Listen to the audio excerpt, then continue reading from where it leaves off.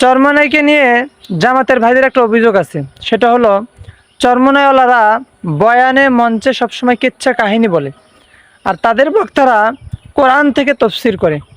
তো আজকে আপনাদেরকে আমি একটা চরমনাইওয়ালাদের কিচ্ছা শোনাবো, আর জামাতের ভাইদের বক্তাদের মধ্যে থেকে তফসির শোনাবো। মন্তব্য আপনারা করবেন, কার বয়ান দ্বারা মানুষ পরিবর্তন হতে পারে।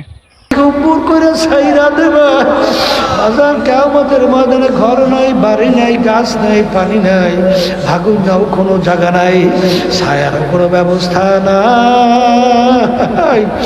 আরে সূর্যের তাপে নাপারমাদের তালুটা টাস টাস করে ফাইটা মগজগুলো ভাতের মতো টকবক টকবক করে উত্তাইয়া পাইয়া পাইয়া পড়তে থাকবে।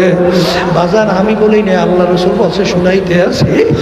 এ দুনিয়াদার পাগল আমার বাবারা, ওদিকে জাহান্নাম এবং বেহেশত আমার মাওলা কাছাকাছি কায়েম করবে।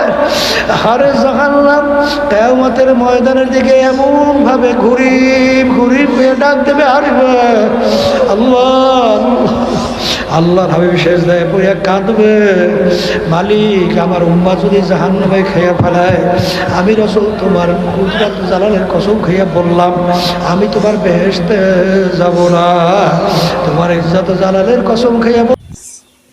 রাশমিকা মান্দানা নাম শুনেছেন? চেহারার কাটিং এ এখন পৃথিবীতে 1 নম্বরে আছে। এই মহিলার দিকে একটু আল্লাহর নাম নিয়ে তাকাবেন, দেখেন তো কি সুন্দর করে আল্লাহ তারে বানিয়েছে। এর চাইতে তাহলে শতগুণে সুন্দরী ছিল আমাদের আদি মাতা হযরতে হাওয়া আলাইহিস সালাম। কি বানিয়েছিলেন আল্লাহ তাকে!